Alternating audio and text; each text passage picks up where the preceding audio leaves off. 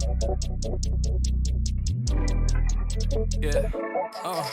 Yeah. Can you believe they told me that I would never make it? Now we smiling in their faces, smiling in their faces. Welcome back to Tyler Rose TV. If you're new to the channel, you don't want to miss out, so hit that subscribe and make sure you guys are hitting that bell to get notified when I drop another video. MVP down 2 on opening night. Pull up SGA. Got it. A season opener that felt like a playoff series, bro. Last night was crazy. Kevin Durant back in OKC wearing the enemy's colors in a double overtime slugfest that went down to literally the final second. This just wasn't another game that circled on the calendar. This was an instant classic. Now, something felt different about this game, and I'm going to get into it. So without further ado, let's get into today's video. Now, it's defense, the playoff intensity. I felt like this game was not just a regular season game. I don't know what it is, but I felt like Thor, he was kind of guarding KD really tight. Like you could tell he knew KD played here. He felt the intensity like, yo, listen, you ain't going to come in here, well, it's ring night while I'm putting them rings on. You ain't going to come on here and get a double on my floor. Now, when I watched this game, it seemed like Adam Silver had a word with the referees. I was like, why are they playing so intense? I was literally like saying to myself, like, I don't know if I'm going to watch this game. I don't want to see a bunch of threes being chucked. I don't want to see lackadaisical defense. But from the jump, I'm like, yo, they played really intense. That was really surprising to me. Now, there weren't that many threes. I was really concerned about three-point shots. As y'all know, or maybe don't know about me, when I talk about basketball, listen, three-point shot is great, but you shouldn't use this to be a factor on your offense so heavily that you're taking 50-plus a game. The Rockets shot 39 threes in double overtime. You take away those overtimes, they might have put up 25 to 30 threes. That is a good baseline of threes. I understand it's a tool in basketball if you can knock them down and if you got the personnel to do so. Problem is, if you don't got the personnel, why are you jacking them up? Now, this is the reason KD came to the Rockets. As y'all can see down the stretch, they need a closer. Now, Sangwon, I always say his name incorrectly, but that dude balled the hell out. He had a historic night and with a monster stat line of 39 points, 11 boards, and 7 assists. And no, you didn't hear that wrong. This wasn't just good for an opener. This literally was historic. Sangwon became the first player in NBA history to post those numbers in the season debut. First person in history.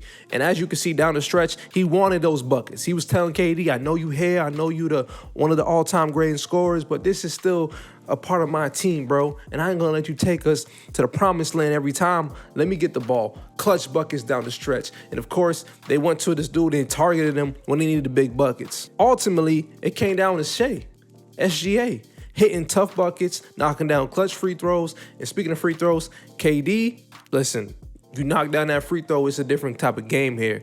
Also, KD, that whole timeout thing, that whole Chris Webber joint, yeah, y'all seen that? Listen, that right there should have been a technical foul, which is one free throw shot, and I believe they retain the ball back. They get the possession of the ball. So I'll say that Rockets got lucky on that one. Of course, they end up losing anyways. But I will say, man, I am impressed, man. I thought this game was really good. I was surprised for a season opener to be this good because most season opener games like that Lakers and Golden State game, that game was horrible. At halftime, I shut it off. I couldn't watch it. The game wasn't that interesting. It wasn't that intense. It just lacked any type of real competitive nature. There was no bad blood. There was no animosity. There's something that wasn't there. And that's what's missing with the NBA. There's no competition. There's no rivalry. There's no, I guess you could say, toughness sometimes. And that makes the game a little less lackadaisical in the way they play. And don't get me started on DeAndre Ayton. That dude right there. Man, I don't want to get started on that, man. But that's really what I got to say about this video. Did you guys think last night was, a little different? I felt like watching this game felt like a playoff game. Watching this game didn't feel like a regular season game. It gave me a different feel, a different taste per se when it comes to NBA basketball, especially in October. A game like this lets me know, hey, maybe the NBA listens to the fans. Adam Silver probably knows, man. The fans aren't really listening. Fans aren't really liking, what's been going on. And what's been going on is a lot of teams just don't play defense no more. A lot of teams chuck up threes. And these things don't make an interesting product. Now, you're going to sit there and put this on Peacock, ESPN, Amazon Prime, and whatever, NBC. Like, if you're going to have 4 to 5 different platforms where people will have to be spending extra money, not to mention League Pass, if people will have to be spending extra money and getting all these subscription services just to watch your product, make sure your product is top. make sure your product is top business, top of the line, and the most important priority when discussing, the game of basketball is that the product is good, because the product has been better in the past. But games like this give me somewhat hope, and I hope you guys can see that too. Let me know your thoughts down below. My name is Tyler. This is Tyler Rose TV. If you're new to the channel, hit that subscribe, and I'm going to see you guys on the next one. Peace.